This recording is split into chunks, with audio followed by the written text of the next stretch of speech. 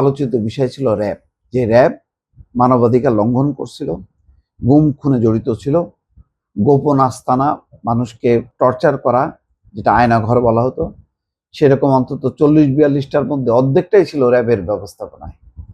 RAB পুরোপুরি রাজনৈতিকভাবে প্রতিপক্ষকে দমন করা, গুম খুন করা, অত্যাচার নির্যাতন করা, এইসব কাজে নিয়োজিত ছিল। তারপর দেখেন, র্যাব এর উপর আন্তর্জাতিক নিষেধাজ্ঞা আছে। র্যাব বিলুপ্তির সুপারিশ করছে জাতিসংঘ সহ বিভিন্ন মানবাধিকার সংস্থা। সংবাদ সম্মেলন করে র্যাবের বিলুপ্তি চেয়েছিল বিএনপিও। সংস্কার করে যেতে পারেনি অন্তর্বর্তী সরকার। কি অদ্ভুত ব্যাপার! মানে একটা দুইটা কাজ তো করবে, কোনো কিছুই করেনি।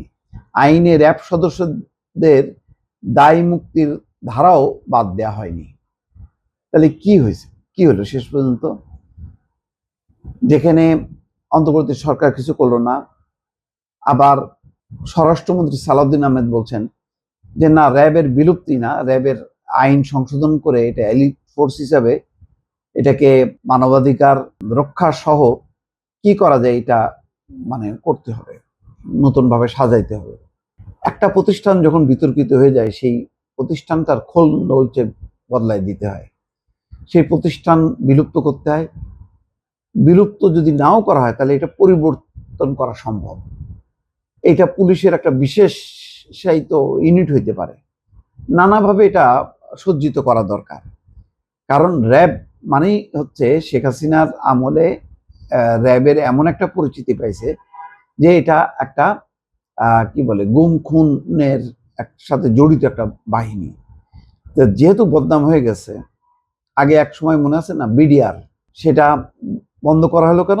যেহেতু তারা হত্যাকাণ্ডের সাথে জড়ায় পড়ছিল, সুতরাং ওইটা এখন হলো বিজিপি হয়ে গেছে। র্যাবের বিষয়ে পলিসিটা নিতে সরকারের এত দ্বিধাদ্বন্দ্ব কেন, আমি এটা পরিষ্কার না। এটা নিয়ে সংসদে আলোচনা হইতে পারে, সর্বসম্মত একটা সিদ্ধান্ত হইতে পারে। যেহেতু একটা বড় বিষয়, নীতি নির্ধারণী বিষয়, সেই নীতি নির্ধারণী বিষয়ে সরকার সব নিজের কাঁধে নিচ্ছে কেন? তারা বলতে পারে যে আমরা এরকম র্যাবের ব্যাপারে এটাকে পুনর্গঠন করতে চাই, অথবা নাম পরিবর্তন করতে চাই। কোনটা ভালো হবে? একটা সর্বদলীয় একটা কমিটি করে সেই কমিটির আলোকে যদি সিদ্ধান্ত নেয়, তাহলে আমার মনে হয় সবচেয়ে ভালো হবে, সেই পথেই যাওয়া উচিত।